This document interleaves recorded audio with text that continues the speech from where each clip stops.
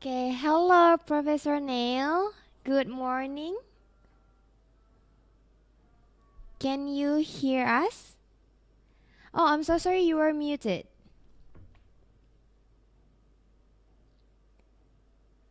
Not now. Okay, Yes. it's Salam clear. Masuri. Salam Masuri to everyone. Oh yeah, selamat sore, Selamat sore, sir. Profesor. Okay, here we will start the webinar, but can we start now, sir? Yeah. Are you talking to me? No, I will open the webinar first. You said sir, and I don't know who that means. Okay. Okay, for everyone, please open your cam and also focus for the event. I want you to focus because the event will start soon. Hello, everyone. Can you hear me? Very clearly. Okay, thank you. I can. Okay. Assalamualaikum warahmatullahi wabarakatuh. Shalom, Om Swastiastu, Namo Buddhaya, Salam Kebajikan. Good afternoon everyone. Alhamdulillahirabbil alamin. Wassalatu wassalamu ala asrofil anbiya'i wal mursalin wa ala alihi wa sahbihi rasulillahi ajmain. Amma ba'du. The Honorable Dr. Ani Susanti MPDBI as the Head of English Education Department. The Honorable Professor Neil Towers, today's guest lecturer from University of Gloucestershire, UK. The Honorable Nurifai Aksan MED as the second speakers from English Education Department. The Honorable Patria Handung Jaya MA as the moderator of today's webinar. The Honorable all of the lecturer of English Education Department and the respectable all of the participants and committees. First of all, let's say thanks to our God, Allah Subhanahu wa Ta'ala, the Lord of the universe, who has been giving us His blessings and mercy so that we can gather in this webinar. Second of all, may peace be upon our Prophet Muhammad Sallallahu Alaihi Wasallam, who has guided us into the right ways of life. Okay, ladies and gentlemen, my name is Aisyah Ril Surya. As Master of Ceremony, I would like to say welcome to the International Webinar Series of English Education Department with the theme Tourism and Entrepreneurship. So before starting our agenda, let me explain the agenda schedule of this webinar. First, opening. Second, first speaker. Third, Q&A session. Fourth, second speaker. Fifth, Q&A session. And the last is closing. So the first agenda is opening. Let's open our event today by reciting Basmalah together. Bismillahirrahmanirrahim. Okay. The next agenda is the main agenda which we are waiting for. Explanation from our guest lecturer, Professor Neil. But before that, let me introduce Mr. Han as our moderator for today's webinar. Can you see on the screen his CV also? I will read a brief CV. Mr. Han is a lecturer at PGSD UAD. He is one of the outstanding alumni of English Education Program Universitas Ahmad Dahlan. Mr. Han is pursuing his doctoral degree in humanities at Gajah Mada University now. And during college, Mr. Han took part in various organization activities such as debate and also journalism. Not only that, Mr. Han has also won various achievements on debate. And also Mr. Han active in the field of public speaking as an MC and also broadcaster. There is no end about Mr. Han's achievement, as well as having works in the field of writing. Mr. Han managed to publish several of his writings, and the newest one is English for Institutional Course 2019 for English lectures in UAD. Okay, that is a brief CV, and you can also read the CV on the screen. So, for Mr. Han, time is yours. Well, okay, so thank you so much, Aisyah, for the great introduction. Assalamualaikum warahmatullahi wabarakatuh. The Honorable Professor Neil Towers from the University of Gloucestershire, and then the Honorable the Head of English Education Department of Universitas Ahmad Dahlan, and also all of the lecturers of PBI UAD, as well as all of the participants of these guest lectures. So I hope that everyone is doing well this afternoon in Indonesia's time, and also this morning in UK's time. So here we are going to continue our discussion regarding to tourism. That we know when we talk about tourism, this is always something interesting, and the topic that is, becoming favorite for everyone. On Monday, we have talked about something really interesting regarding to the tourism and destination resilience. And then on Tuesday, we have talked about the tourism and sustainability. And this morning, this afternoon, we are going to talk about something new, but still related to the tourism. Some people might have questions regarding to what is actually the relevance between tourism and also entrepreneurship, because when we talk about entrepreneur or business, how can we develop a tourism effectively so that our business or our creativity regarding to it can develop? And then that question would be answered really well today, this morning, by our amazing keynote speakers from the University of Gloucestershire, right? I would like to greet him first. Good morning, Professor Towers. Good morning. How are you this morning, sir? I'm very good. I'm very good. Well, Salam Asuri. Selamat sore, Professor. Okay, we're so glad to have you here, and we are really excited, and we can't wait for listening to your materials. But before delivering the materials, I would like to read a little bit of Professor Towers' curriculum vitae, so that everyone here could understand or could have more knowledge about who he really is. Well, so Professor Neil Towers is a lecturer in the University of Gloucestershire. For the qualification, he obtained his Bachelor Science in Physical Sciences and Biology in Oxford Polytechnic in 1979. Then he also got his postgraduate certificate in academic practice in the University of Manchester in 2006. And then for the doctoral degree in production activity control system within small and medium-sized enterprises, supporting supply chain requirements in the University of Manchester, 2004. Even from this educational qualification, we have known that we will get a lot of things regarding to our topic today. So I really encourage everyone to participate actively by asking questions, or even, bring the topic of discussion to Professor Towers, because he would be glad to discuss with us this afternoon. So Professor Towers is an internationally recognized expert in agile digital retail marketing, supply chain management, small business growth, and applied research, giving significant impact to both business and higher education, with over 35 years of extensive experience. He is also an editor-in-chief of a leading European journal and have wide experience of lead roles in research leadership. And also, he is an affiliate professor of a leading French business school and has been a keynote speaker at a number of international conferences. And also, he is an expert advisor for several international bodies. Well, I'm quite nervous to read his curriculum vitae because it feels that I am nothing compared to him.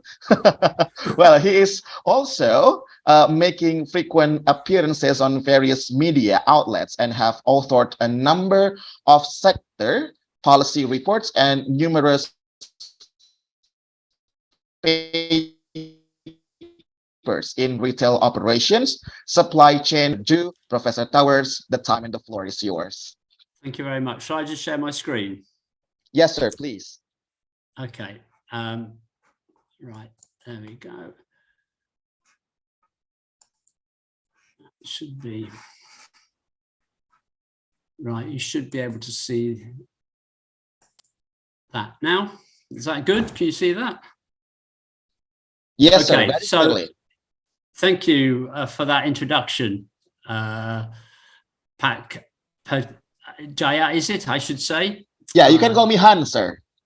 Hansa, right? Okay, Han. Pak Hansa. Thank you very much for that introduction. It's lovely. It's really humbling to hear that. And no, you're not. There's nothing special about what I do. I'm sure you're superior in many, many ways to where I am.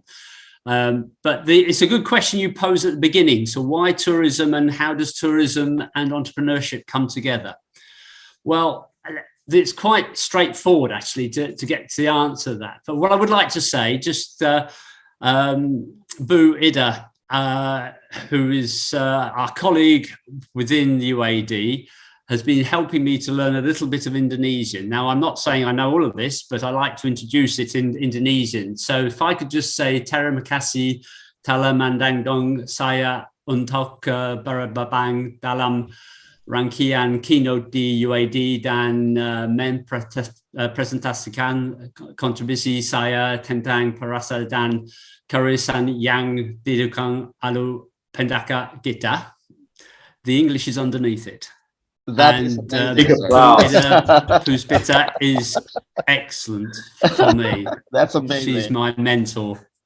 But yes, so thank you for inviting me to this webinar. I'm pleased to be here. So why? I want to talk about tourism in Indonesia and why entrepreneurship is so important to it. It's really crucial about that. And just an understanding about what entrepreneurship is, because I think there's a misunderstanding often about what's behind it and why the GITA, the Growing Indonesia Triangle approach we've developed over the last 5 years now in Indonesia, why it underpins the tourism provision. So first of all, tourism is a key part of the Indonesian economy at 3 levels: at the local level, at the national level, and the international level. As an international traveller, I certainly am fully aware of Bali, for example, Lombok as well, very well known international. But tourism isn't just about international travellers, it's about local travellers. It's about national travellers moving between the different parts of Indonesia also. So part of tourism is inspired by innovation, creativity, an exceptional customer experience. And that is the bedrock of entrepreneurship. If you have entrepreneurship, your thinking, your mindset, you're looking to be innovative, creative, and provide exceptional creative customer experience. It's hugely important. So there starts to become the link between what tourism is and why it's important to understand entrepreneurship in developing tourism. You're always looking to think of new ideas, creativity in developing new experiences, whether it's bringing in new technologies, whether it's bringing in new locations, physicality, all of that is wrapped together with providing tourism to quite a demanding customer base, whether they're local people, international in the region, or international more broadly speaking. So what is important is that, and also because postgraduate student in tourism is really important in higher education institutes. And what we want to do is to understand in tourism how these things impact into their education, let alone provide the actual tourism itself in the field. And millennial generation, the 1982 to 2004, a core focus of tourism. So 1982 now sounds not that long ago, but actually it's 40 years ago. So, 40-year-olds to 50, 60-year-olds are really the core target audience for tourism, simply because they provide exceptional opportunities for tourism to match and align against. And when you come down to Indonesia, these are some recent statistics that came out, that the tourism sector's contribution to Indonesia's gross domestic product is still only 5%. It's a very low number. So what it means is that's a low number compared to Malaysia or Singapore, which is between 10 and 12, but it also shows the opportunity you've got within Indonesia to develop tourism with that creativity, innovative processes to service the people the tourists who will benefit from that. And therefore there are opportunities. I didn't know this. I knew there was a lot. I never knew there were 17,000 islands within the country of Indonesia. 7,000 of them are uninhabited, but it certainly provides new locations, new cultures, new experiences to provide for tourists to experience. And to do that, you have to think about how you innovate and be creative to develop that experience for the receiver, the tourists themselves. And there are 2 things that sit under that thought. And the first thought is accessibility. And accessibility is a government policy issue that supports tourism. So you have to think about how you integrate travel networks, air, sea, road, to existing providers. So yes, we can fly to Jakarta, you can fly internationally directly into Bali, but what about the other areas for Indonesians to travel to? How do they, and there's a whole network that Batak Airways or Lion Air have to then really drive the national tourism agenda and to integrate it, to make it easy and convenient for tourists to move between the islands or across the islands in the case of Java. So which is the largest island, of course, in Indonesia. But there are other, Sumatra. We went to Sulawesi actually just sometime around September time this year, and it was just amazing to hit. But it's brand new to us, and what I was thinking, why don't we know about this? And we were talking to people. It's got an opportunity to then. It's a beautiful part of Indonesia, but you can focus on the unfortunate events, and obviously the one recently in Cianjur, the horrendous experience between Bandung and Jakarta, but also the positive sides of where tourism brings into Sulawesi, events to show people and show the area. And then to the east of Java, there's a lot to be said for improving accessibility in tourism. So that's one area. And the affordability with suppliers, to think about price and experience, because there are different demographics and different levels of experience that people are looking for, and for the local, national, international audience that you're applying for. So those three things become opportunities for tourism, and making that important within Indonesia is crucial.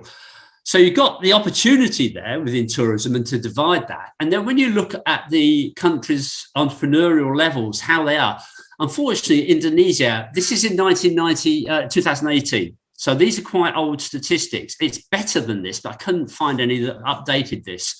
But it shows you that Indonesia has an ability and an opportunity. And with the work that's been going on with other projects and with the higher education ministry to support integration of entrepreneurship in education that will benefit tourism and new ideas to then develop that 5% into a 10% or a 12% of GDP.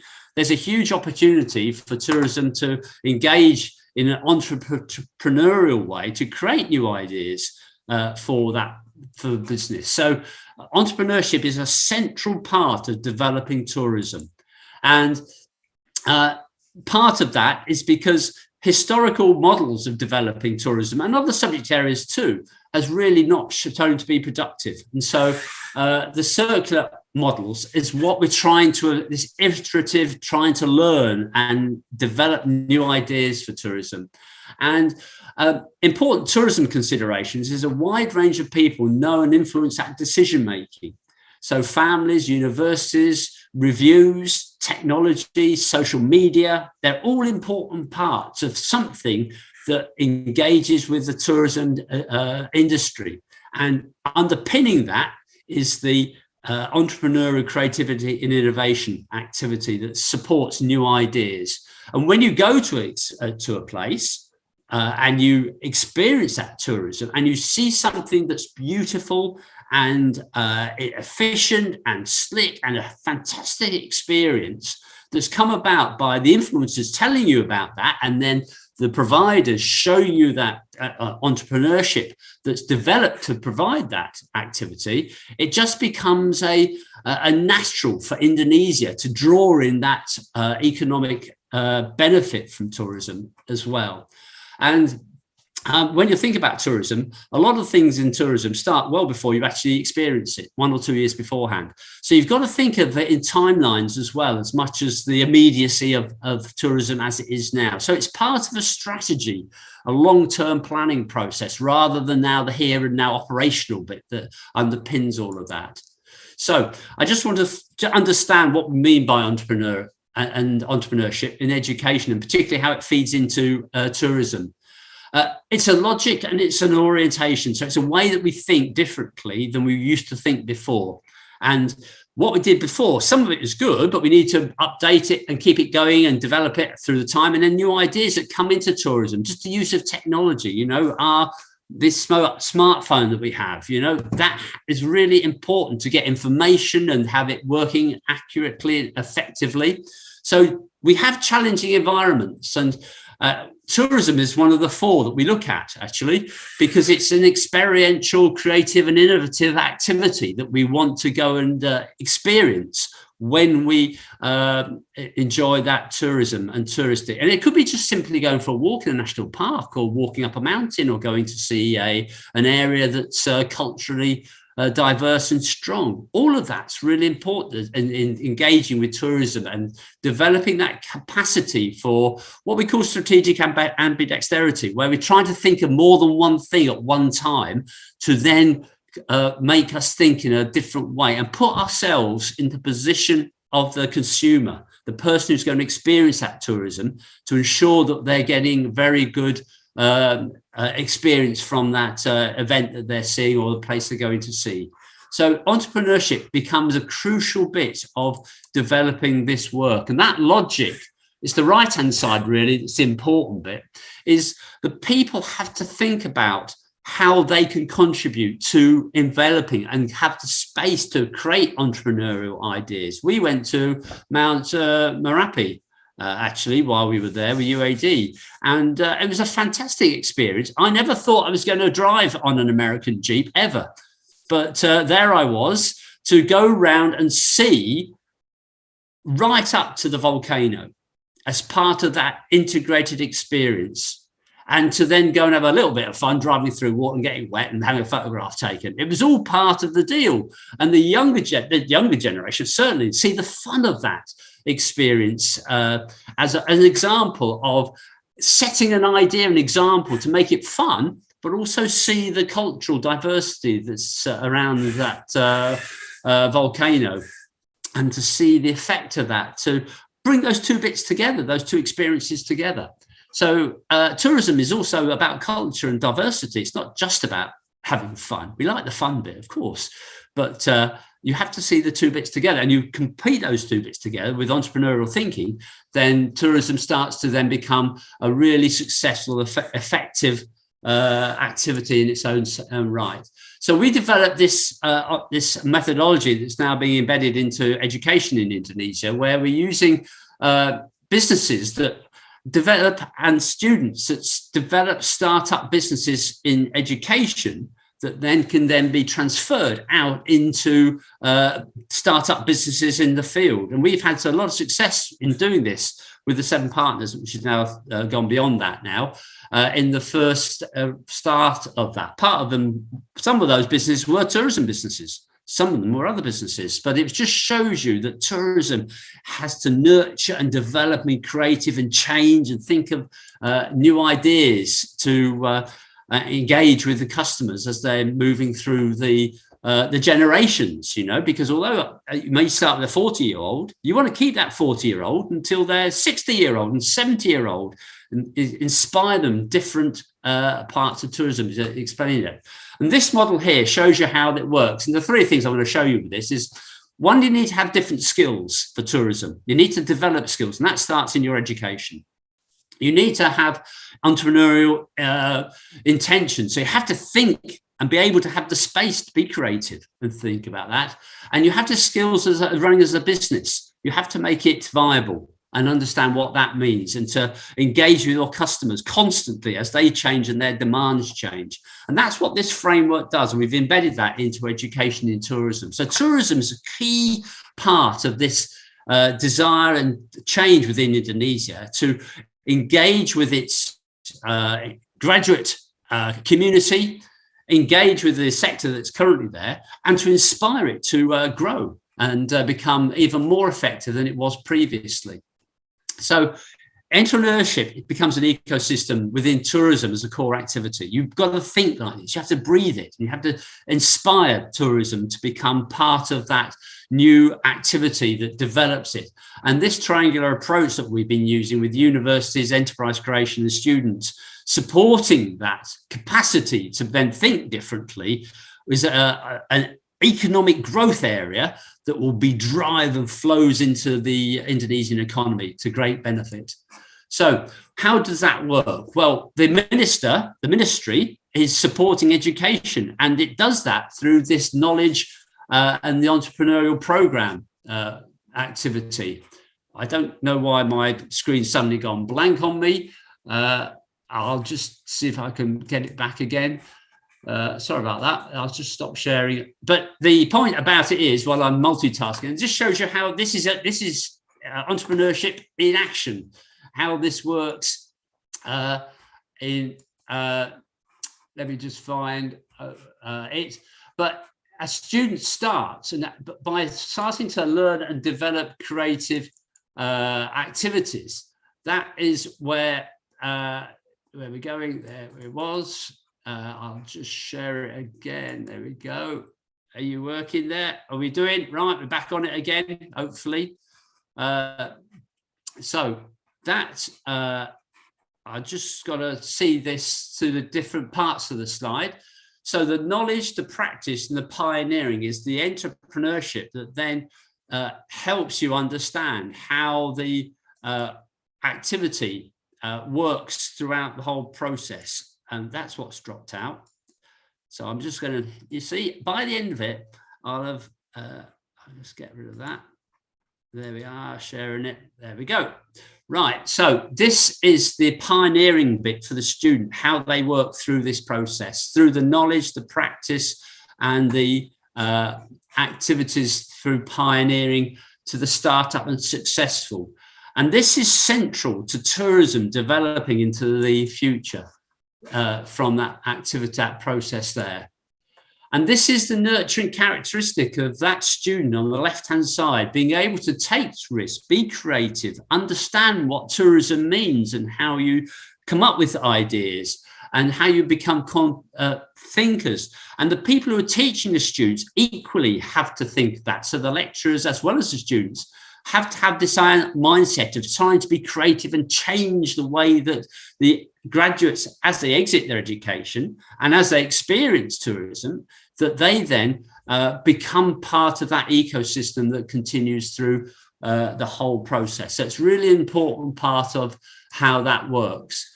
And we've had the support of the minister. He's now actually moved on from this role. He's now the adjunct general for Indonesia in UNICEF in Paris, in France. But he and his people, the people who have taken over from him, are really supportive of how this entrepreneurship supports ways in working, and tourism is a central part of the policy generation within Indonesia. And we were lucky to meet Professor Ismunda and also Professor Naim, who's taken over from his, succeeded him in the role of Director of Ministry of Research, Technology and Higher Education in the Indonesian government.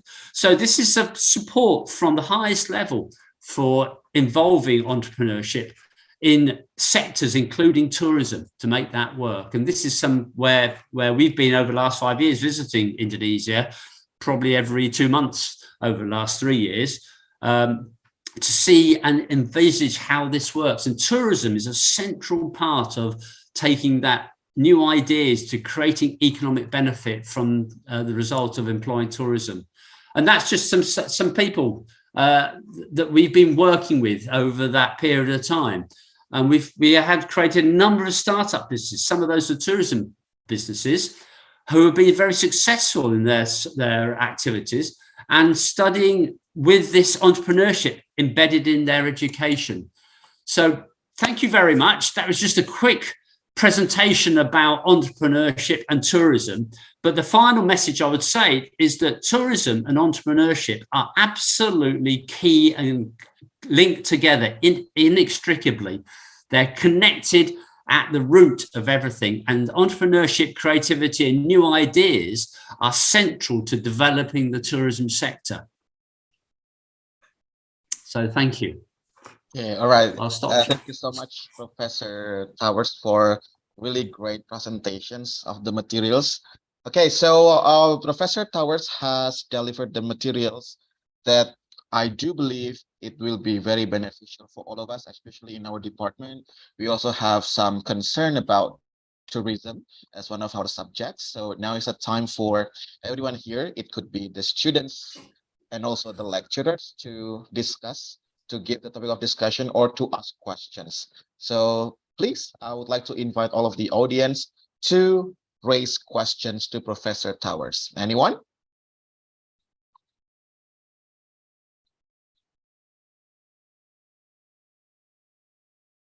They're all very shy. I do believe so, sir. Yeah, so Yes. I related to your own material earlier when you said that as the generation nowadays, they should be brave to take a risk and also have a good communication. Probably they are still feeling really shy. Mr. Rifai, do you have any questions? Yes. Yeah, Hello, Neil. I'm still waiting for your long explanation, actually. But surprising, you stop at only 30 minutes. It seems that you need to speak longer about creativity in tourism, entrepreneurships. Am I audible? Yes, sir. Hello, Neil?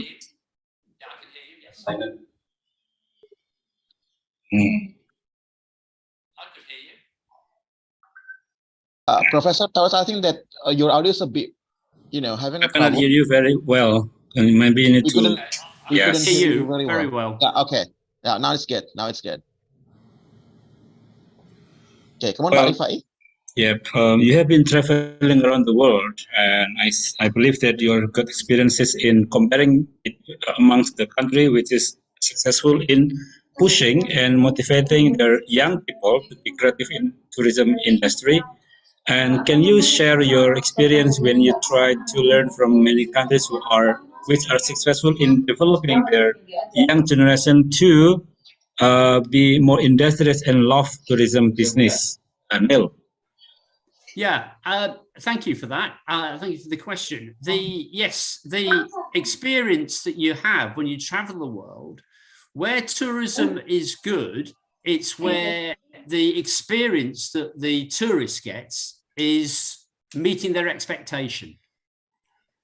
So there's two parts to that: price, okay, and also the experience they're looking at. And to an international traveler, it's even the same when you're in England going to Europe, actually. It's the same process.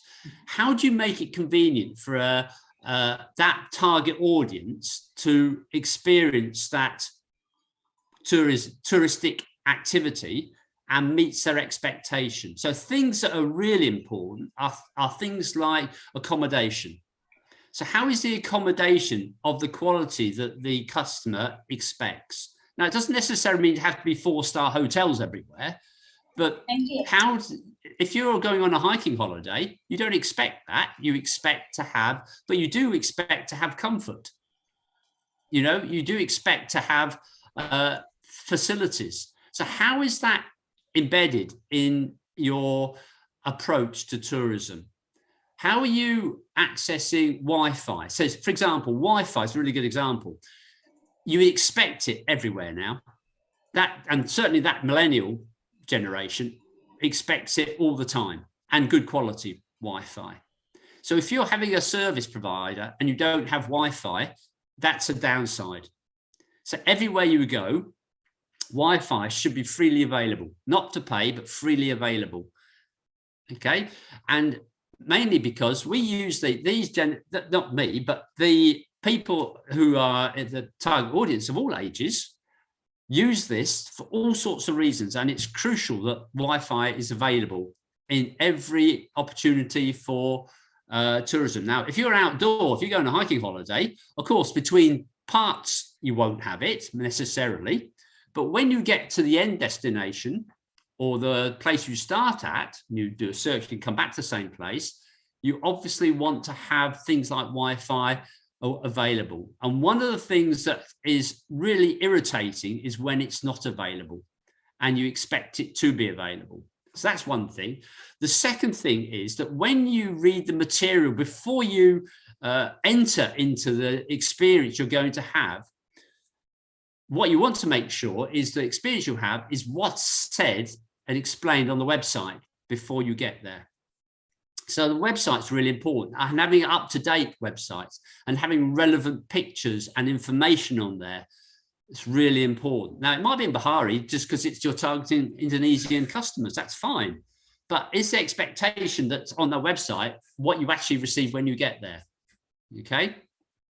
So I would say the experiences where it's not been good is where the expectation I expected to get when I got there wasn't anything like what the website, for example, was telling me. So having up-to-date websites is really important, and having contact details on that website that you can actually access that person.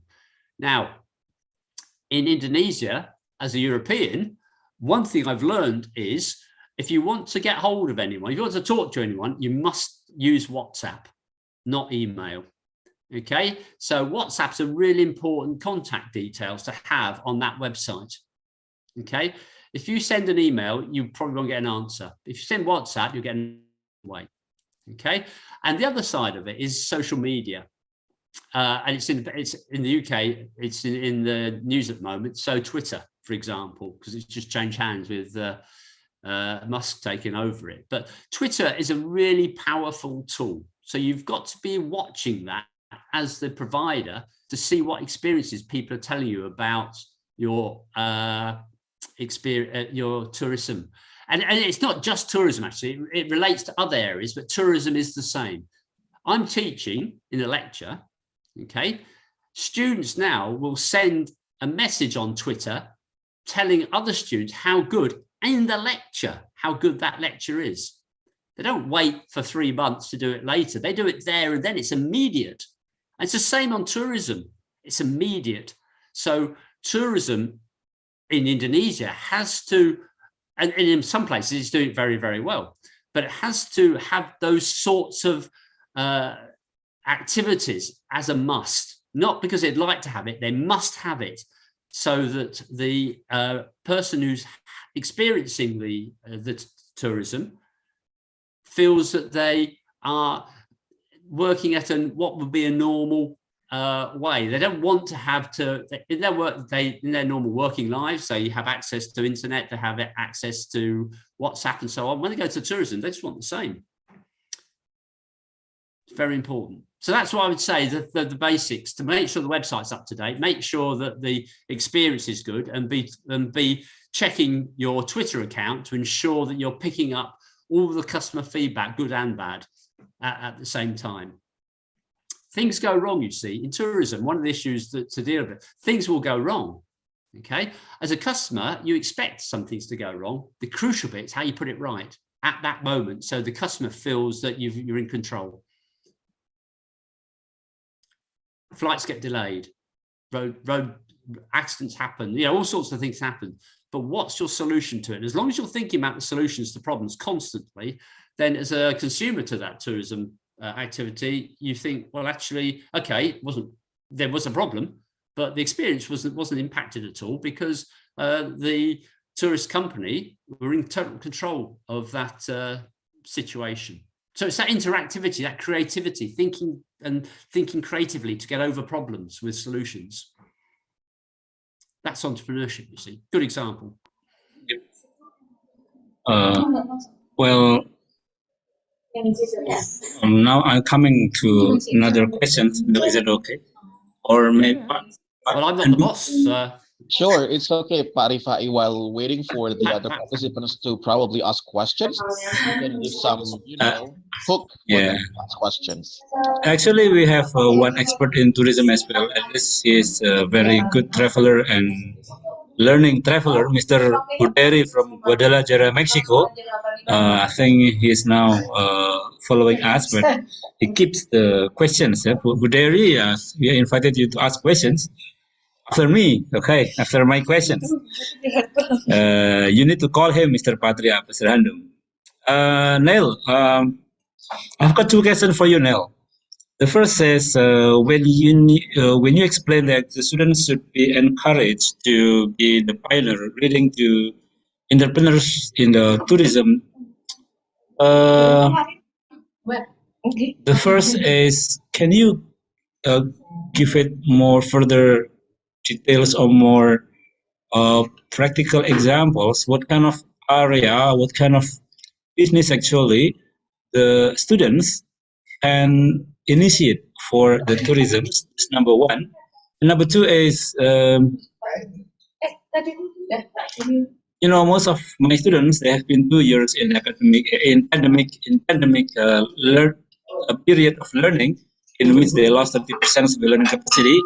And then, do you think we need to have a special treatment for awakening the students' enthusiasm in becoming creative in tourism regarding to the problems of pandemic times?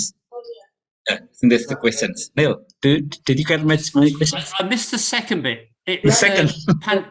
Did you say the second, like the last part? Yeah, the last part is, research said that the students lost about 30% of learning capacity due to the pandemic period.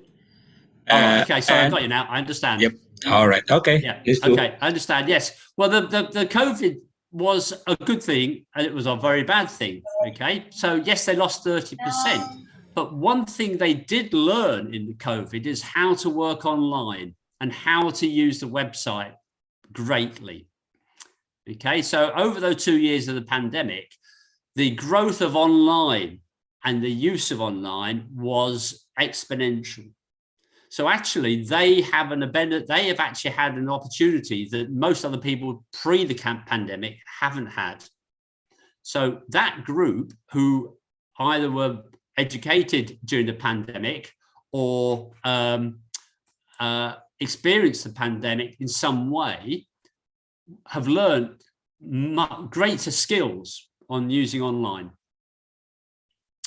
So when they go into tourism, or the tourism sector now, they are specialists in online use. Maybe not necessarily from the education they got at the university in your class, but just as a life experience that they have. So they are specialists now in the use of technology as a consumer. They had to be. Okay, and those technologies will grow them into being different. Now, how did they change pre-pandemic to pandemic? They had to be incredibly creative. They had to be really innovative. And now with the GITA framework that's applied in UAD, then you can see how that creativity should be translated into the classroom. So in your courses, you should be mapping against places where there is opportunity to be show what creativity is to a student and how they think about innovation and new ideas in their course.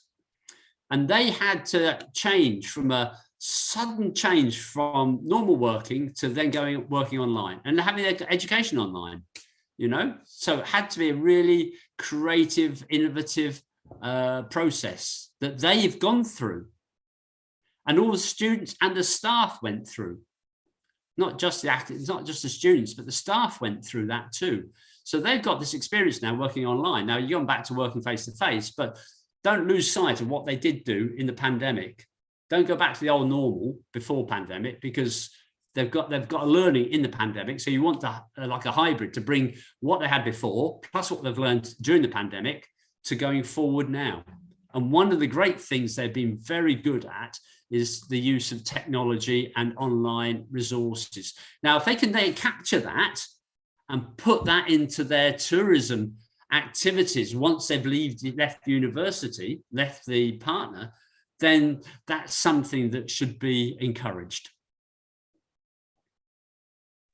Yeah, thank you so much, Professor Towers, for the answers. Pak Rifai, is that answering your questions? Yeah, okay. Okay, thank you so much, Pak Rifai, for the questions. But is it also answering to your first questions about what kind of business that should be opened by students, the young generations?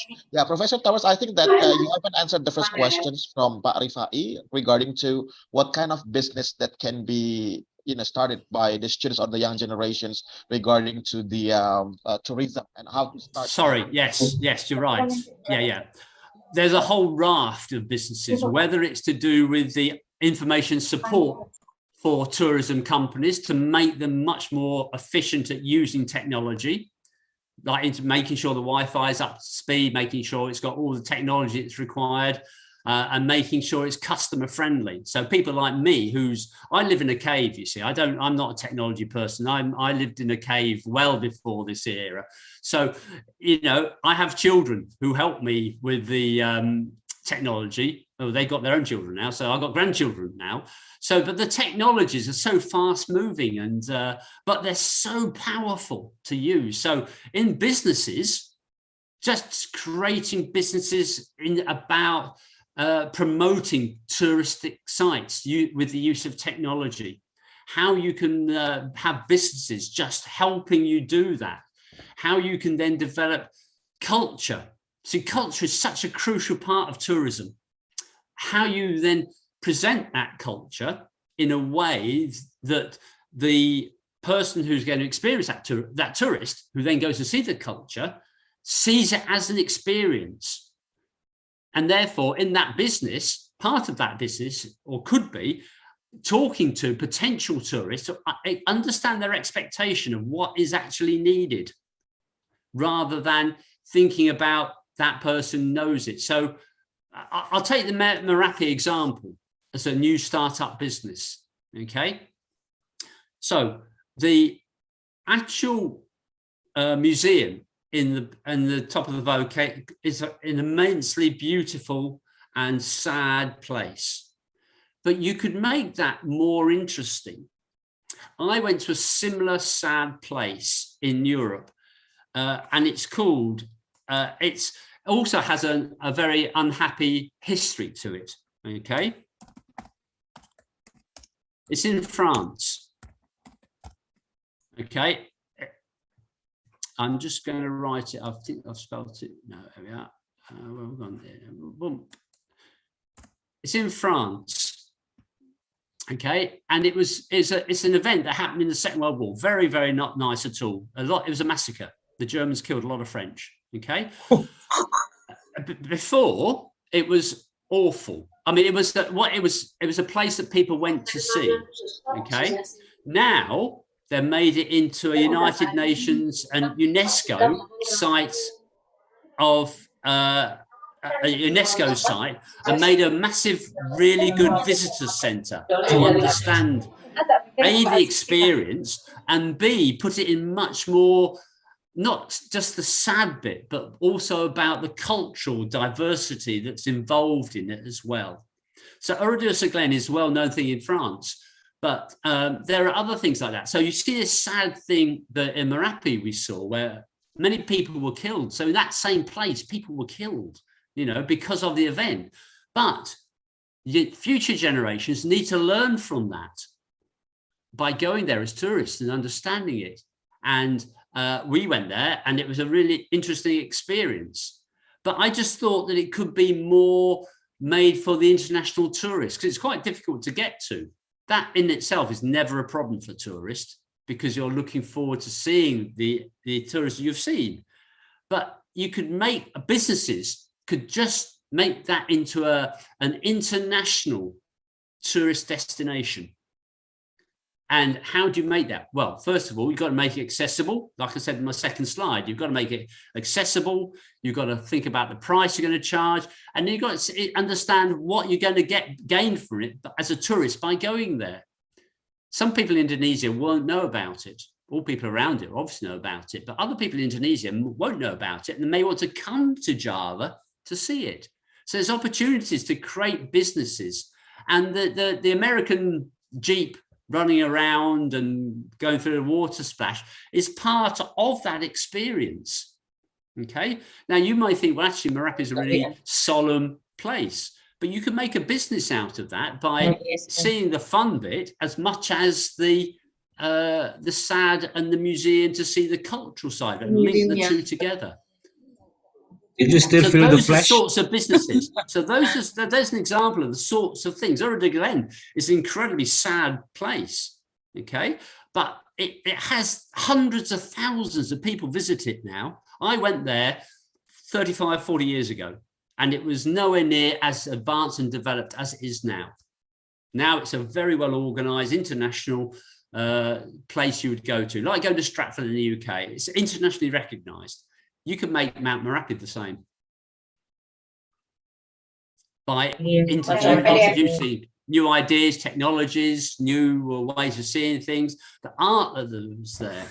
And it reminded me of Erudusa, Glenn, because in the museum at Merapi is actually some bicycles were actually taken from as they were when they were found after the event.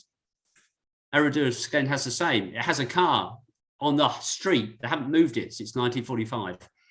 It's still there in its same state. So there were similarities between the two that you could go, okay, let's learn from that French experience. And how do we make the Merapi experience into more of an international destination for tourism? But not just international for the European or whoever, but also at a national level. How do you make people from Sulawesi or North Maluku come to Java to see that experience? Yep. I think you still feel the splash of the water in the jeep, right? Do you still feel that? Yeah. And actually, I want to ask you more about your advices about improvement the Merapi tourisms, but it's better for you to give me in the form of notes. Yeah. The first is what should we improve from the Merapi tourisms, and in terms of the entrepreneurship, what kind of potential areas of entrepreneurs we can develop more for the Merapi tourism. But it's better if you give me the later on, the notes. Yeah. I mean, in the written forms, improvement, Neil, because not enough for seminar. I can do that. We can. You can send me an email and I can respond to that for sure. Yep. Yeah, I think it's more comprehensive. I'm going to have to go soon as well, in 5 minutes. Oh, really? I have to go somewhere. Yeah, I have to go somewhere else, which they knew I was there for an hour, so I have to go to somewhere else at. Yep. 9 minutes UK time. Yep. Can I ask questions here? One more question. Is it okay, sir?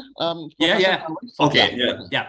Perhaps it's not a questions, but I'd like to invite Professor Neil to comment on what I'm going to describe here. It's interesting that we talk about creativity in relation to tourism here.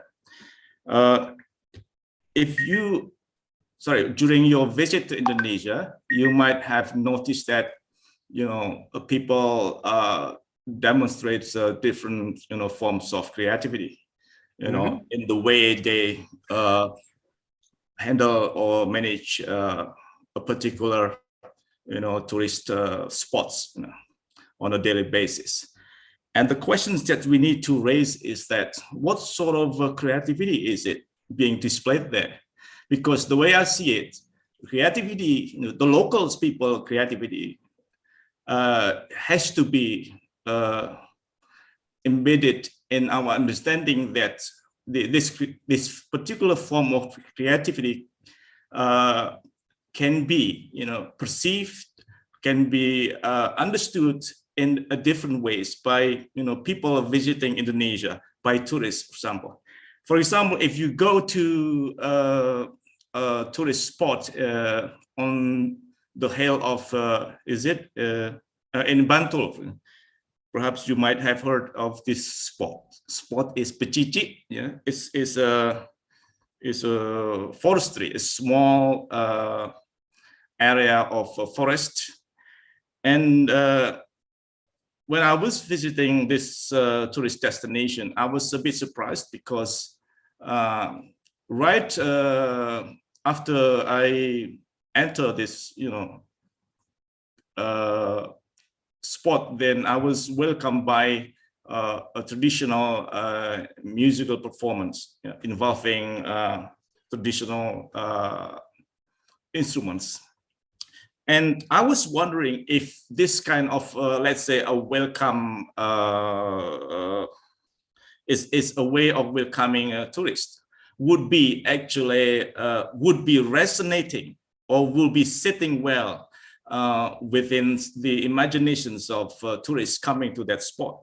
That's my questions, because it could be perceived differently. So the way I see it, a lot of people, local people involved in running this tourist spot. Can be very creative and display a lot of creativity, but at the same time we need to ask if that sort of creativity will actually meet the tourists, the visitors' expectations. And in that sense, then I would like to ask you, how would you see the need to educate people in terms of intercultural communication, in terms of culturally appropriate, creativity? That's my question. Let me try and answer your question then, really, because time's running out a little bit. So, first of all, the welcome by music. Why was it unexpected? That's my assumptions, because to my perhaps I could be inaccurate, because the way I see it as a local person, I was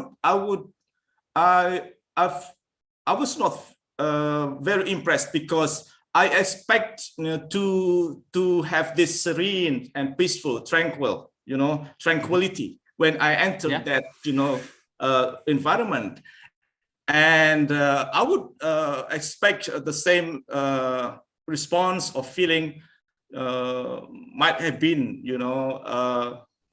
experienced by tourists coming to that spot. I might be inaccurate. I would say two things about it then. So if I was going to a spot in the forest, I would be looking on the website, first of all, to see what the experience is going to have. And if it should say on there that it's going to have, you'll be welcomed by local residents who will welcome you in an Indonesian or in a local way. So there isn't there's that. That's one thing. The second thing about it is you don't want the welcome to be too long. Okay, because you want the welcome to be a shock almost, but a very quick shock, maybe 5 minutes, no more, that shows you the music and plays a bit of that and so on. Okay, and then in the other opportunity in this place is maybe able to buy some products produced locally. Okay, but there's a big if about this. You've got to think who your customers are. So if you're a customer, a tourist, who's gone there in a car and going to go away in a car, you can put larger items in the car and drive away. But if you're an international tourist, you can't. Okay, because you've got your weight allowance by the aircraft company who said, and you're probably close to being full with all the clothes you've got and everything you've got with you. So what items can you take away that are locally produced that actually can be packed and don't have a problem with the customs either? So you've got to think those things through. The thing about Merapi was Merapi had a stall there of lots of things, and we would have bought them if we were local tourists, but as an international tourist, we couldn't buy any of them because they were too big. There were bowls, there were, so you've got to think about, so your music, your welcome, your experience, that sort of thing, you've got to make sure you match the expectation, or at least put that information onto the website so the people who have looked at it will expect that when they arrive. But then the experience when they arrive is to get the local welcome, okay, which is not uncommon in many places around the world, but not for too long. Okay, and then link straight after the welcome, what's the next thing that they're going to wow you with? Okay. I'm going to have to go in a minute because the wow factor has taken me away somewhere else. But those are the things you'd start to think about in developing the business, is not just the welcome, but how does the whole experience link together seamlessly so that whether you're in a forest, whether up a mountain, whether you've gone to an art museum, doesn't matter. How do you I always used to explain it by a colleague of mine who used to say, right, if I'm going to see something like that, I'm looking like a garden and a vista, and I'm looking around at all the elements of whatever I'm going to experience, and how does it all connect by the time I get to the end? And then I'll go, that was a really good experience. And if I've got a question, who do I go and ask? Okay. Now I might ask my phone for the answer, because I can just go on their website and look at it. Oh, that's the answer. Thank you. And I, Google Translate will translate it from whatever the local language is to your own language. So, if you have that connectivity, then a lot of those problems then disappear. I'm sorry, Pac. Hopefully that one was more question actually, but no, it's always quick. It'll have to be quick. I think it's enough, sir. If Professor has to go. If I spend too long, on the questions. Because nobody is asking, and just make use of the time. I was waiting for you. Yeah. Okay. Okay. Professor Towers, thank you so much. Well, for the last, we would like you to give testimony to our event. Is that okay? So the testimony is regarding for what we have done to improve the knowledge and horizons and on tourism by inviting the international guest lecturers like you, Nadine, also Rachel, and also further potential engagement between English Department of UAD. Arifai, I'm so sorry. The potential, cooperation between our department in English Education Department and to also your university regarding to research seminars and also academic development and also the others. Would you like to give us the testimony, sir? I'm so sorry, sir. You're still muted. Oh, I know. I realise I'm bad at that. Right. Yeah. So, well, the testimony is I'm really impressed by what's going on in your department with the tourism and the engagement with the University of Gloucestershire. We've been really happy to work together and be able to contribute to this webinar series.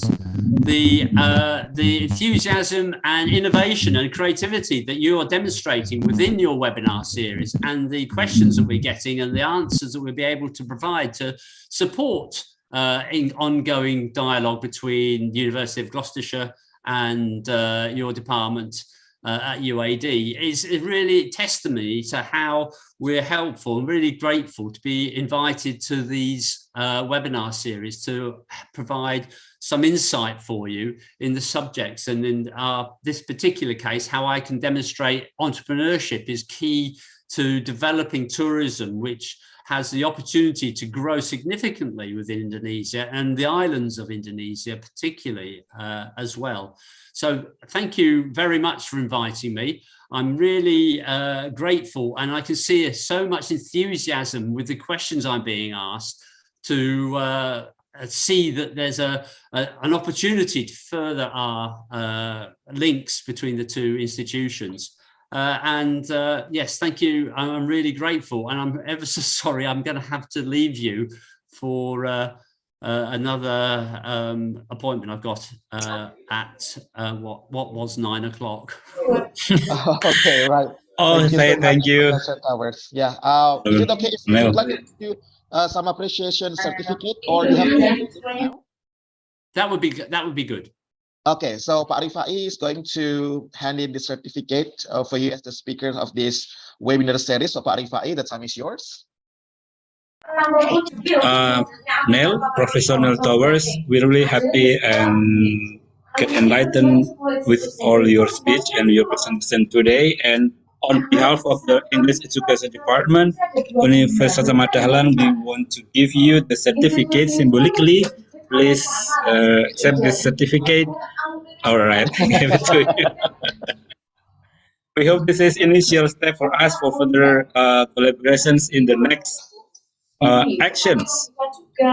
Thank you so much, Neil.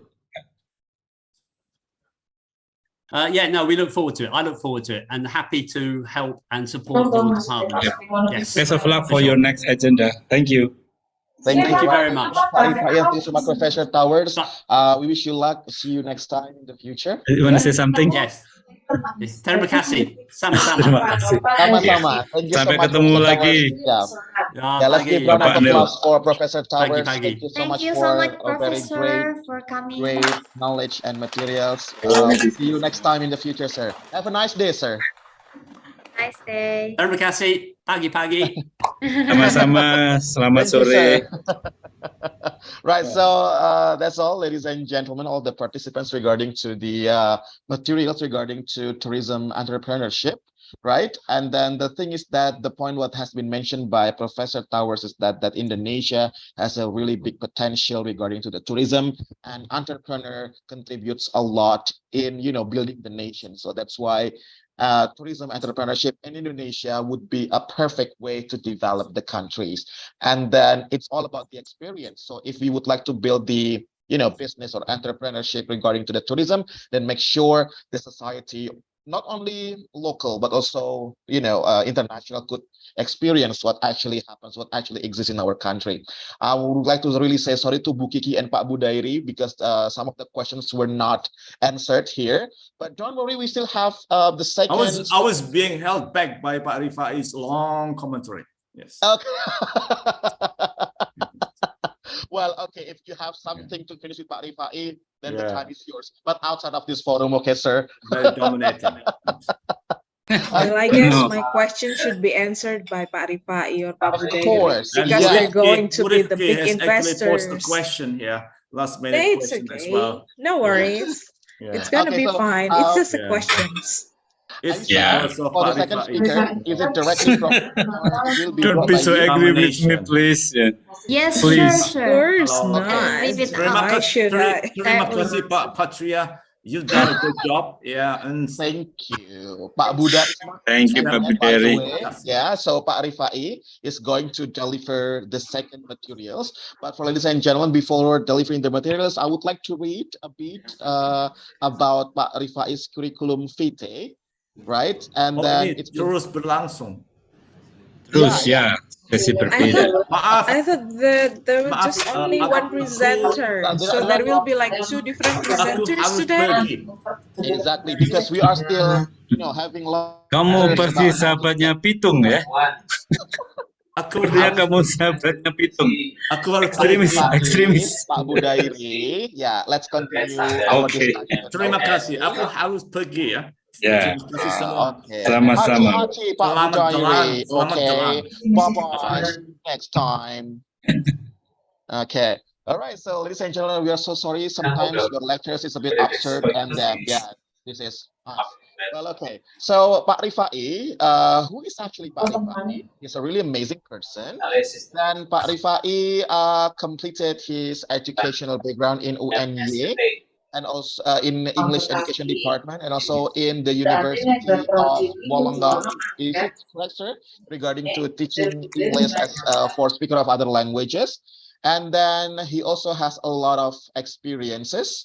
For example, by becoming some, judges or educators for several competitions, including debating and also scientific writing. And he also becomes one of the advisors for the teams of UPKM in UAD. And today he's going to deliver some of information or materials regarding to tourism, right, Pak Rifai? Because it's still a webinar series about tourism. Then without any further ado, Pak Rifai, the floor is yours.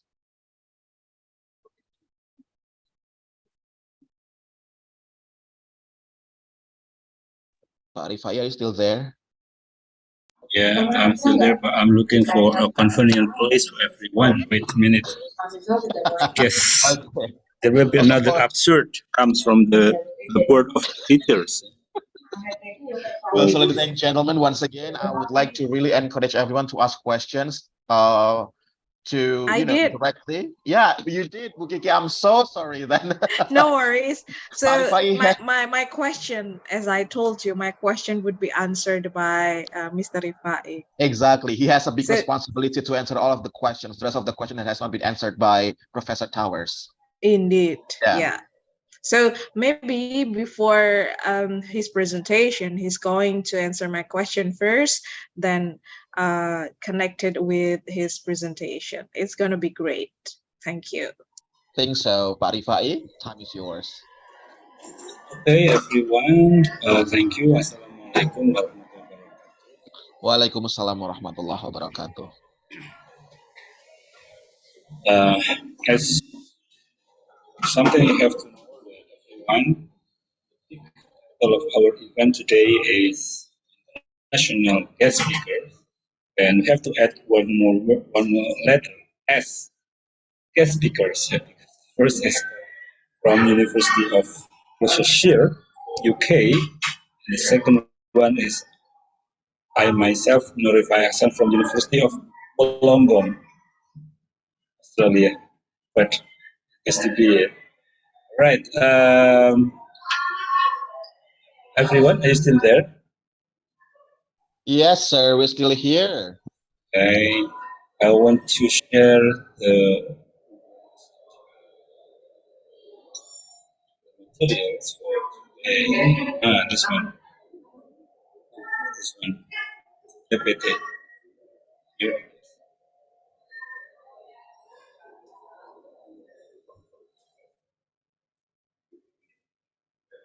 PPT.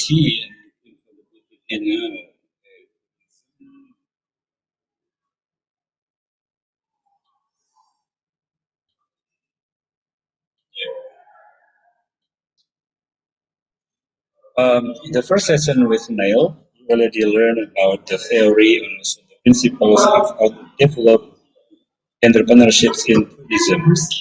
He also explained some examples and areas to be developed in tourism. And I think in some cases he also explained about the context. This information is very important for us because, in many cases, the point of view from outsiders, like person like Neil, is more objective and much more comprehensive because he can see from outside. His perspectives must be wider and also more comprehensive. That's something we need for developing our tourism industry. And now my turn is to explain more about the entrepreneurships in tourism in different angles. This is the jargon, and can Mr. Handung, you see the screen? I do, sir. I do. Yes. Those who know how shall always have a job. Those who know why shall be the boss. So if you know how to be a guide, and then you will be a tour guide. That's your job. But if you know why we need to be a guide, and you will be the boss, yes, you will learn from the more foundation, more substantial, that you're not only acting as a tour guide, but you also think about how to make the quality of tour guide improve, for example, how to make them more professional, and how to get a lot of money from being the tour guide, for example. So if you know why, you will be the boss. Yes, you see from the and more this is fundamental ideas. But if you know how to be the tour guide, you will be quotation the tour guide only. You get the job, and you will not become the boss. Question is, you want to be the boss, or do you want to have the job?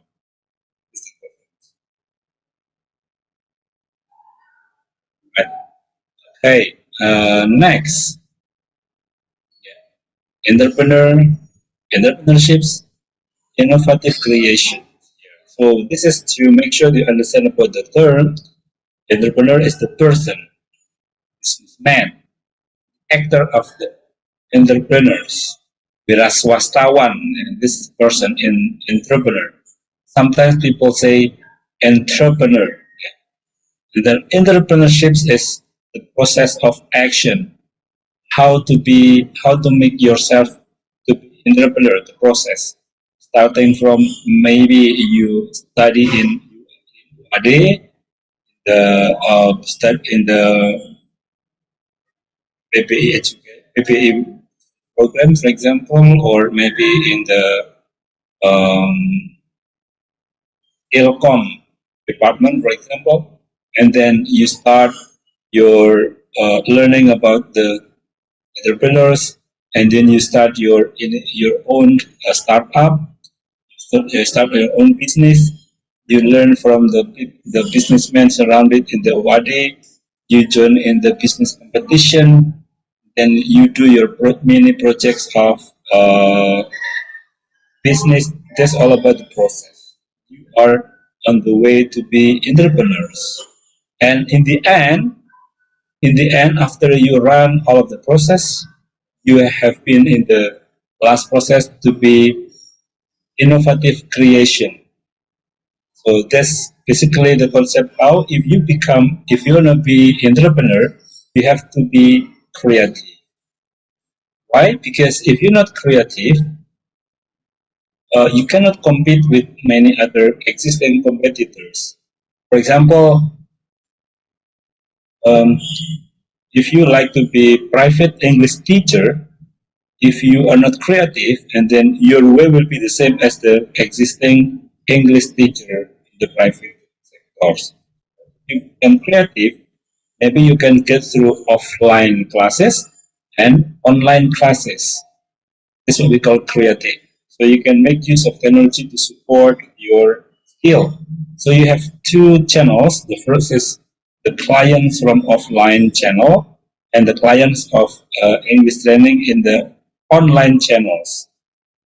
What makes it different? Different is normally, for this time being, for this existing condition, most of the private courses in English is conducted offline.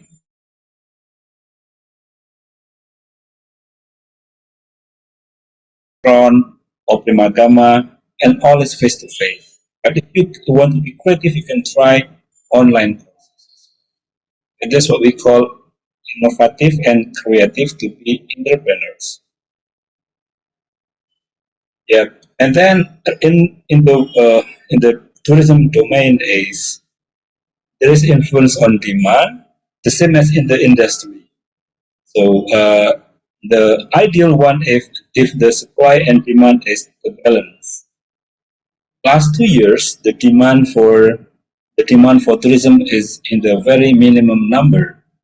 Nobody has the money because they are bankrupt in their business. Government also makes some regulations to ban and to prohibit people from going everywhere, to stop and to prevent the incline of the pandemic virus. And also because there is no demand or minimum demand, then the supply also reduced. Therefore, in the last 2 years, the tourism aspect is collapsed. Many bus transport owners, they cannot run their buses because no demand from the transportation of tourism. Owner of homestay, they are bankrupt, cannot pay the monthly credit from the bank loan because there is no vacancy in their homestay. The hotels, and then also the object tourisms, and then tourism spots like cafe and so forth also get collapsed because of the no demand from the society. So, but now after 2021, the government also support to awake and to build and to develop more the tourism industry. So if the demand is good, the supply will follow. Like for this time being, if you see the traffic into Jakarta, there are hundreds of buses every day come here and go and buy. That's because there is a big demand. People want to escape from their boredom, from their daily activities, from their problems, and from their 2 years inactivity in traveling somewhere. So when the Jakarta and other areas is open, and then they are like, exploring and showing their enthusiasm in traveling and tourism by moving and by going everywhere. When the demand is increasing and the supply also increasing, now many bus owner already almost have a full of booking for their bus, and the tour guide also working every day because the demand is okay. And then what kind of job actually, what kind of business can be developed in the tourism? This is just going to amplify and widen the scope from what has been given by Neil, the components of tourism, primary trades and secondary trades. primary trades means what is business related directly to tourism? Hotel, travel agency, catering, transport industry. That's the direct trades. Trades mean business utama dealing with tourism. So therefore, when the tourism increases, the number of hotel also increases, travel agency, catering, and then transporting as well. And the secondary trades is indirect impacts of the tourism itself. It could be shopping. When people come to when the tourists come to Jakarta, the number of shoppers or buyers in fashion store is increasing. In Malioboro is increasing. And then in PBI 25 is also increasing. But actually, when they come to Jogja, that is PBI 25 and also gift shops is not the main destination. It's secondary destination. The main destination is going to the beach, staying in the hotel, and then going to the museums. That's what we call a secondary trade. Also happen to banks and official institutions. How can it be so? When the tourism increase, of course, people will transfer money from the bank. They will pay travel agencies through m-banking.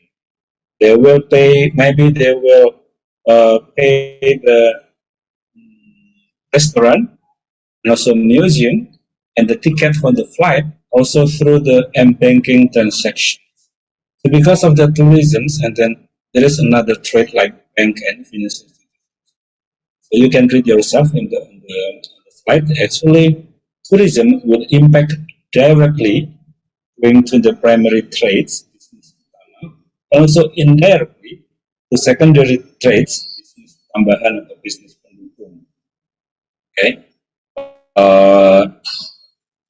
but I think the last part is not happening to our country. Casino and bar it's not really happening, but theater, yes, cinema, theater, and then festivals, sightseeing like Patria and also in Mangunan, and history and culture like in the museums because of the visitors from outside.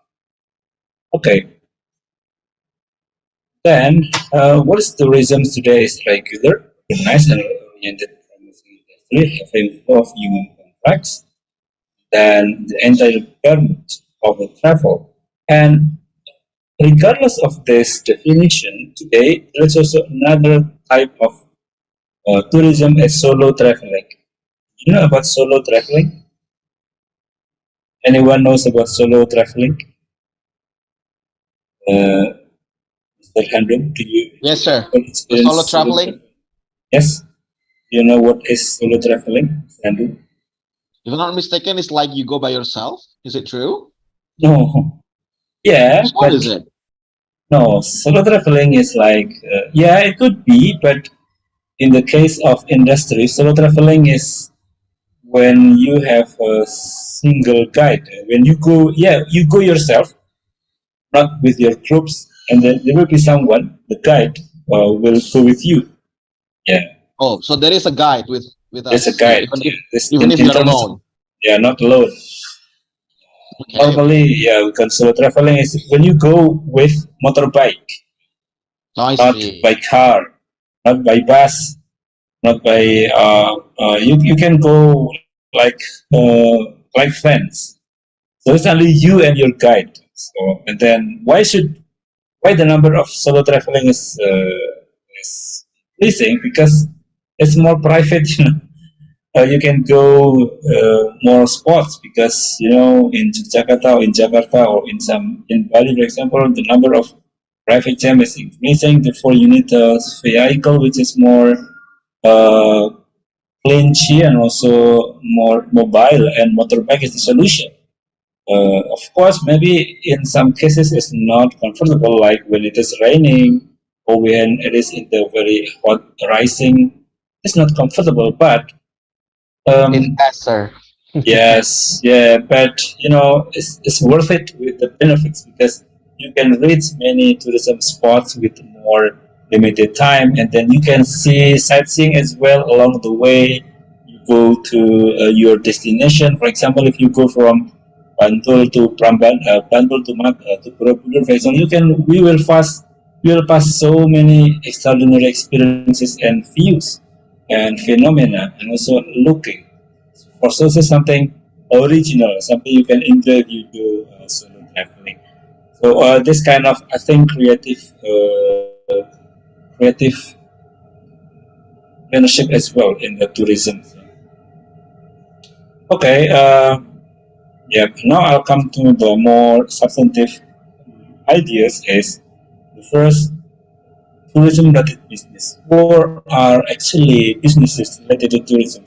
That's something I asked to Neil, and then he answered with more different perspective. But the basic things about the businesses related to tourism are listed here, like travel and operators, hotels, backpackers, hostels. Can you find backpackers? Anyone knows where you can backpackers hostels here in Jakarta? So many places are in Jogja that we can do Yes. backpackers, right? Prawiro Taman is the center of. Yeah, yeah. One of them. Yep. Actually, not all international visitors are rich people. Sometimes they can also, like us, yeah, moderate and also low income visitors. Therefore, they will stay in low budget hotels, like in the backpackers hotels, because they think that they already been rich and live comfortably in their good home, luxurious home, and they want to enjoy something different in another country like Indonesia, just to enjoy by staying in the backpackers hotel. It could be because they want to enjoy something different, or it could be they have not enough money.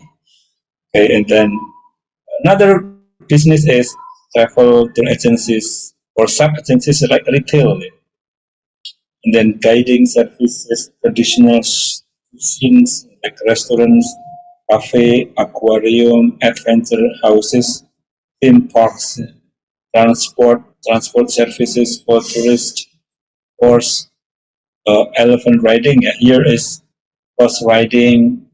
We don't have any elephant. We have what else? Maybe cow or buffalo if you want to visit the but normally is horse and tourist campsites like camping, and houseboats. Yeah, so uh, yeah, the conventional is business in the tourism. So if you are interested in tourism, like business, then you can choose one of those,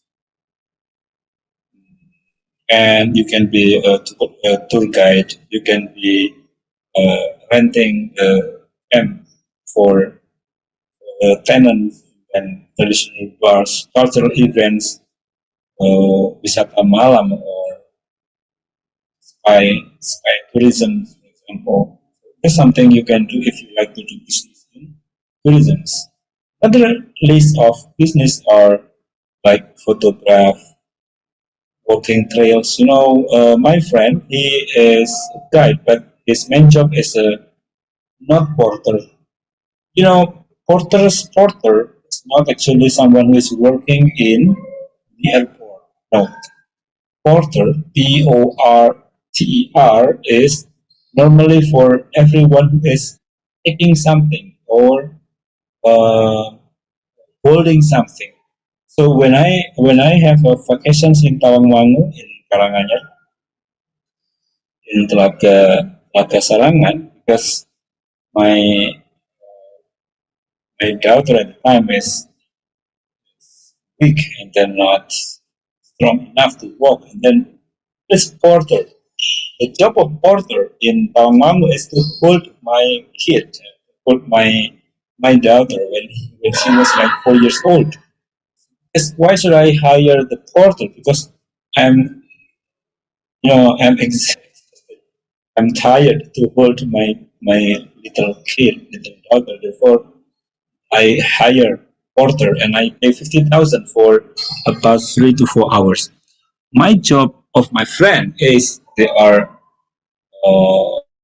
porter in mountain. There are many mountain climbers like climbing mountains will bring a big full bag of your logistics. Maybe it could be 20 or 25 kilograms heavy.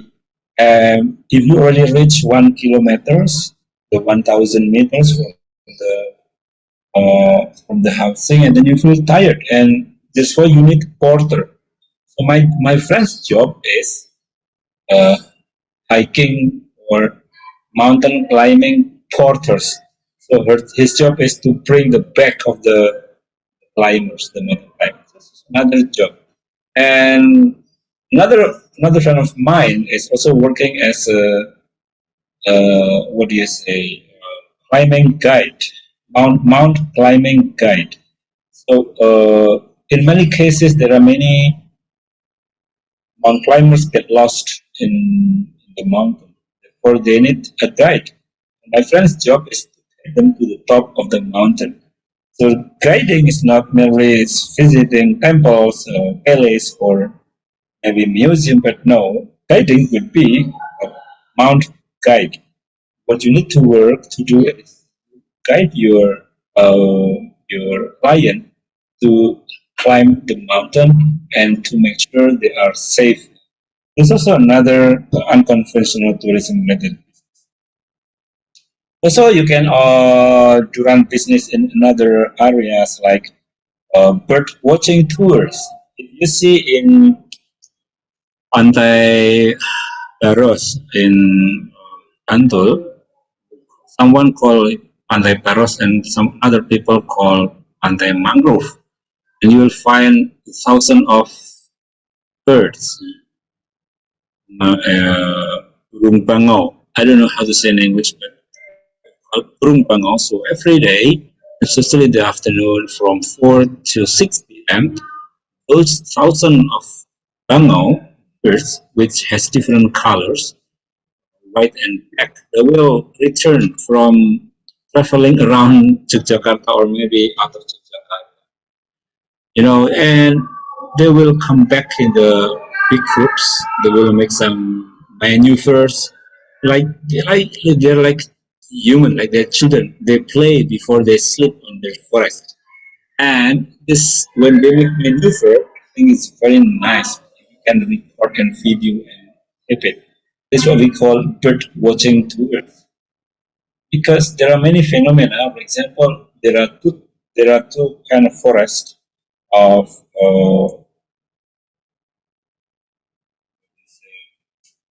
mangrove, and the east mangrove is inhibited by yellow bangau, and the west mangrove is inhibited by black bangau. And something interesting is the white bangau will never be inhibiting or stay in the west mangrove, and vice versa. So it's something like a bird agreement. And this is very good for tourism. And then another business are in the farm, cattle post, and film industry, and so forth. Okay, I think that's enough for introducing you with the types of. Wait a minute. If you would like to know, I can also show you another business related to tourism, like craft factories, is public kerajinan craft outlets, traditional and herbal medicines, theme parks, like in the Taman Pintar, and then game farms, like in Imogiri Timur, you can find desa wisata tour, museum of farming. So the tourists or the visitors see how to plant paddy, rice, and then harvest, and they can see scarecrow. Scarecrow is boneka-boneka menakuti burung ya, scarecrow, and they will make any festival of scarecrow. So this kind of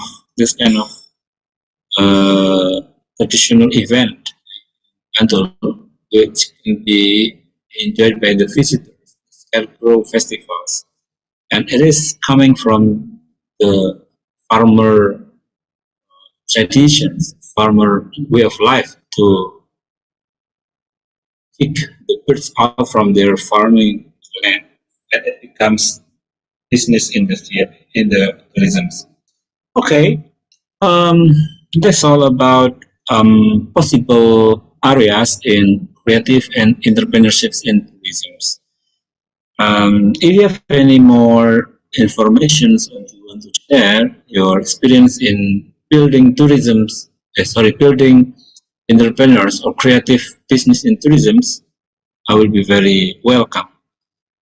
Mr. Han, I think that's it for my presentation. Thank you so much. And we can open like 5 to 10 minutes discussion for this. Thank you so much, Pak Rifai, for the materials and also the presentation. Well, ladies and gentlemen, I guess that we have more insight regarding to the materials today regarding to tourism and business entrepreneurship, because I'm so sorry, we get more practical examples or more practical explanations, or we can say that it's an extension discussion from Professor Neil Towers earlier.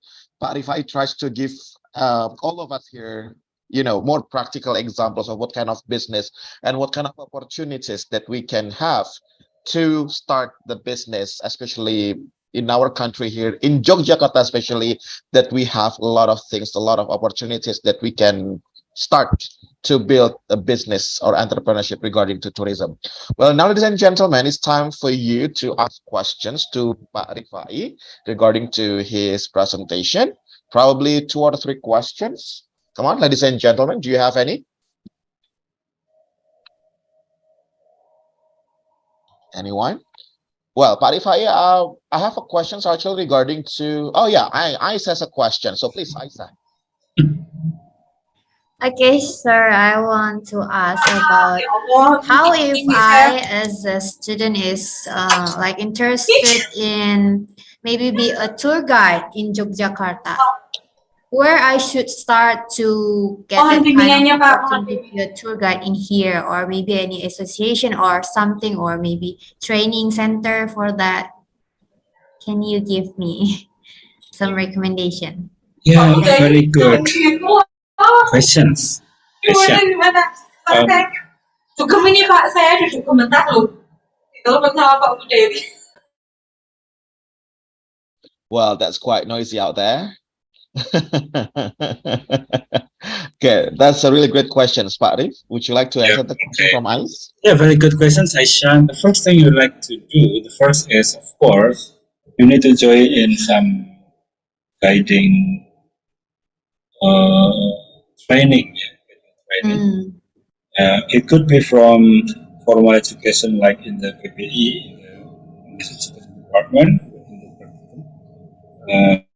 period. And the second one is in the informal training, like conducted by Stekpar, one of the center in UAD. Then, after you have already got the certificate and experience in the training, and then you can use this certificate for applying to some travel agency for your training. Maybe at the first time you not will get enough payment for that, but that's okay, because it's a matter of your experience. So you need to fulfill your portfolio and to give you more experience, knowledge, and the real traits of becoming a guide. Of course, maybe it's not easy to the travel agents to accept you as the dummy, for example, as the newcoming guide. But if you if you are struggling enough, and then you can get some training as well, and some free paid tour guiding activity. So you can tell the agency that at the first time you should not be paid before it's a apprentice, and after about 1 or 2 months, when your performance is good, and then after that you will be recruited. And I have also partner Pak Abbas company in Batlawan. Normally he open and welcome for a fresh tour guide to learn knowledge and skill of guiding in this company. So if you are interested, and then I can connect you with Abbas, the boss. Yeah. And if you have, and another step is if you have chance, you can also join. You can also have uji kompetensi as a tour guide, competence test. But it depends. If you have more spare time, you can pay around 800,000 for having the test. But make sure that you have enough experience, so you will pass the test. Because if you don't pass the test, you have to pay again because it's possibly you fail. But in other chances, sometimes if you are engaged and join in the tour guide association, you will get information to have a free competency test conducted by the Ministry of Creative Industry, and you can get the certificate free. And then if you already got the certificate of competency, and then normally travel agency will accept you, and you can work as tour guide for getting more money. But you have to put limitation, because if you are enjoying the tour guide too much, maybe you will forget your legacy. So working into two lines is okay. Morning you are teaching, in the afternoon you are guiding. Is it correct, Andrew? Yeah, that's correct. That I agree with that. So probably Pak Rifai, what the students need more about that is probably the information. So besides of the vacancy of teaching, probably our department could also share some information regarding to job vacancy regarding to tour guide and tourism, because I suppose that when I have my class and my speaking class, for example, when I ask them what they want to be in the future, and some of them, they also answered they want to be a tour guide, but Really? Yes, they sir. just don't want to know, they just do not know how to find the informations. So therefore I do believe that probably job vacancy regarding to tourism, especially guide, should also be taken into some consideration. So who knows that PBI also has more cooperations, not only with Empat Lawang but also with another or other companies, other institution regarding to tour guide, then students can be informed about that, right, Ice? Yes, sir. We're thankful if there any information about that, about maybe some of us is interested in being a tour guide in the future. So maybe Right, because I do Cody believe that can provide us. it's also a promising part-time job, right? Being a tour guide, where we can spare some of our time instead of studying. Yeah, we can also be a tour guide just to spare when we have a spare time to become a tour guide and something like that. It's good for the part-time job. Barifai. Yes, exactly. Agree with Okay. that. Thank Yeah, you, so is that sir. answer your question, Ice? Yeah. Yes, sir. Thank you so Yeah. much. Any more questions from the audience here? Right. While waiting for the others, Pak Rifai, probably I have a questions here. I just want to know your opinion about this. Well, so recently, because of the pandemic, we have a new thing regarding to tourism called virtual tourism, right? Have you heard of that? Right? Yeah. What do you think about that, sir? Do you think that is effective or it's okay? Since virtual tourism is good somehow because we can go to a certain place virtually, but probably the negative things is that we do not feel or we do not experience that directly. So what do you think about that, sir? If you ask me last 2 years or last year, I will say this the best scenario for tourism. Yeah, But if you ask me today now, I think it's not effective anymore because people need the real tourism, the real traveling, not enough anymore with 3D animations or virtual tourism. Yeah, this is like in the past 2 years, this is the best solution for relieving ourselves from being stuck at home. Now, when the gate is open, when the portal of tourism in this nation is open, think like or not, the people will demand on the real tourism. And so but still it's good for now for education. So in my class, in the tourism class, I also use virtual tourism for learning.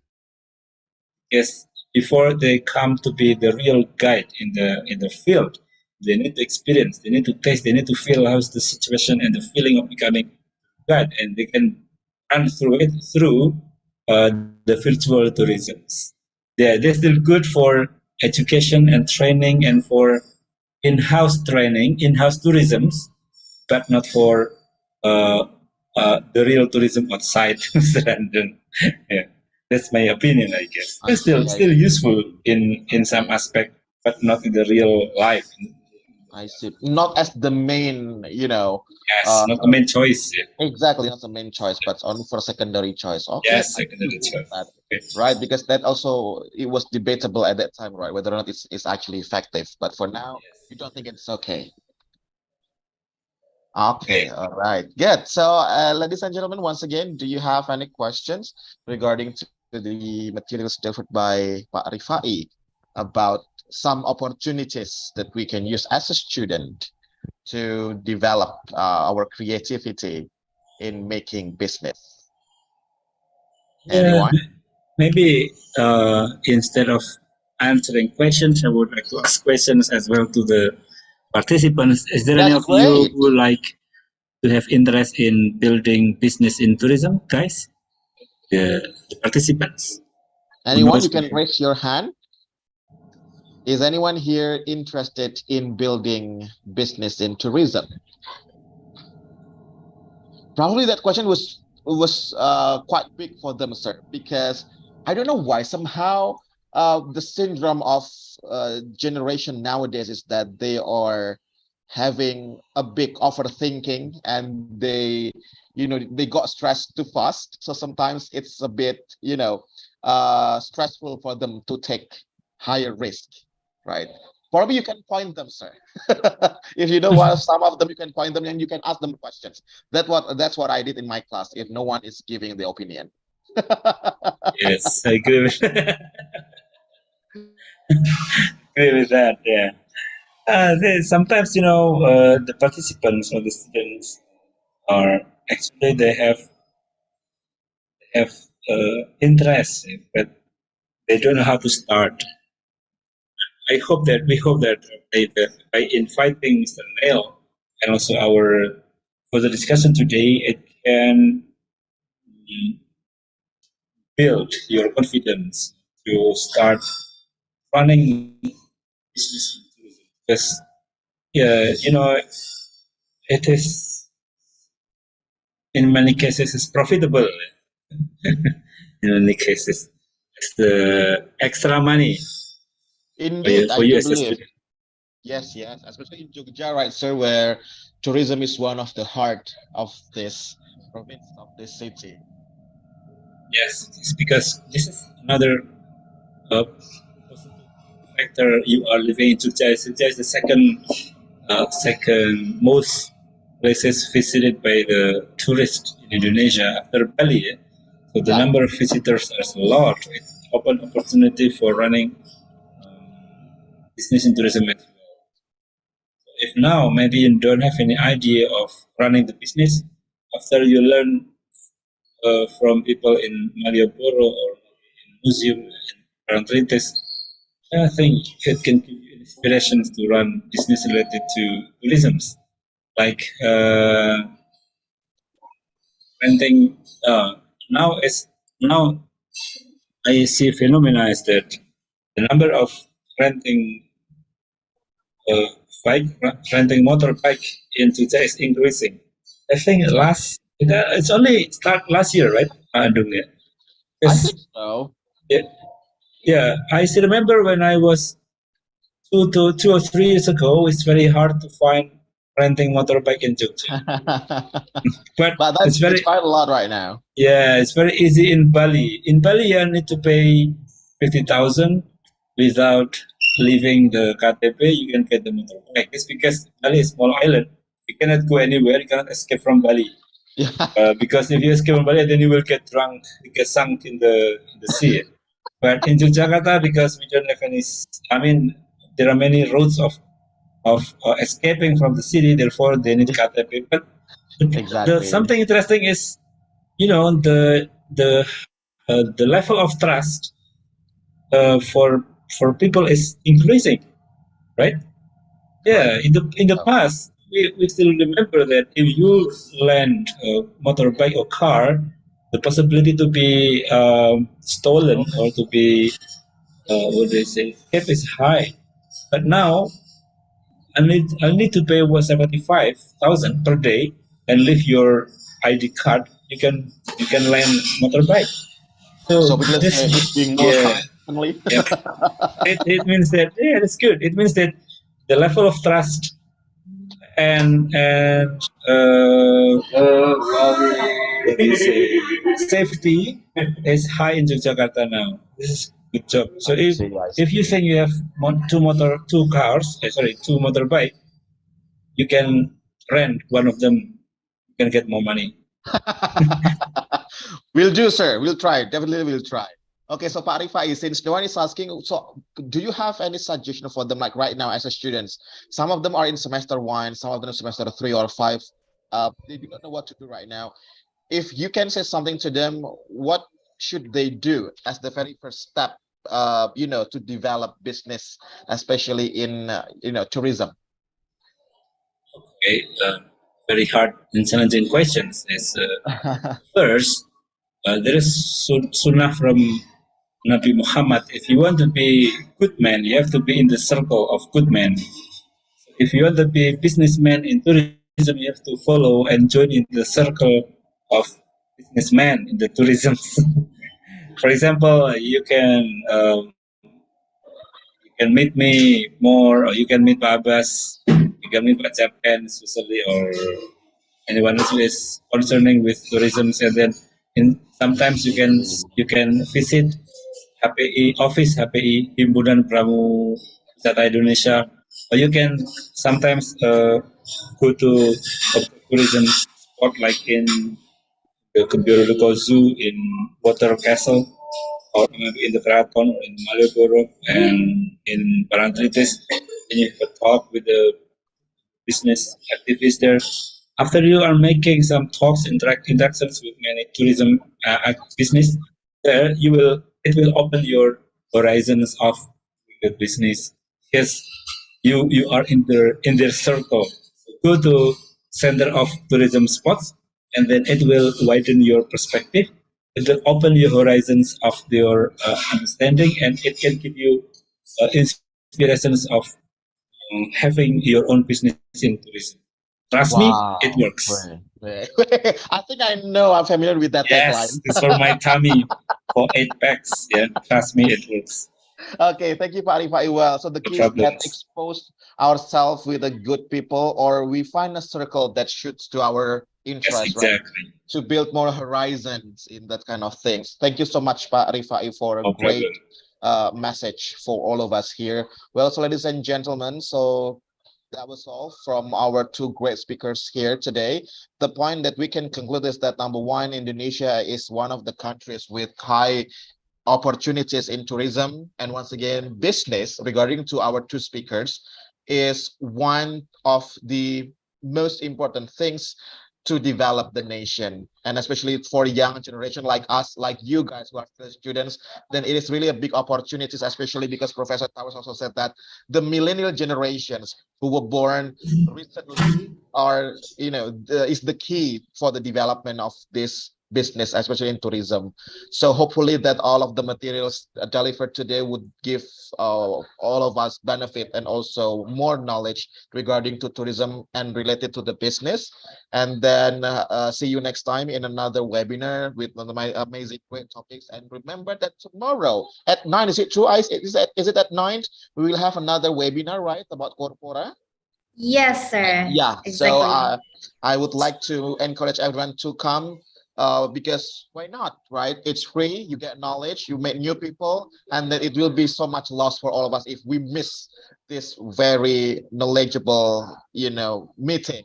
So that is all from me. My name is Patria Handung Jaya. The time is all giving back again to Ice Surya. Ice, the time is yours. Okay, thank you so much for Mr. Handung and also Ice is still muted, I think.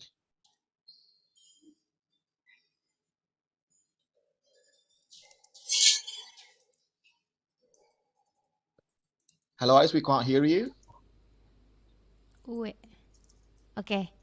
So sorry, there is a bad connection here. Okay, thank you so much for Mr. Handung and also Mr. Rifai for today's webinar and also the Honorable Professor Neil that already go.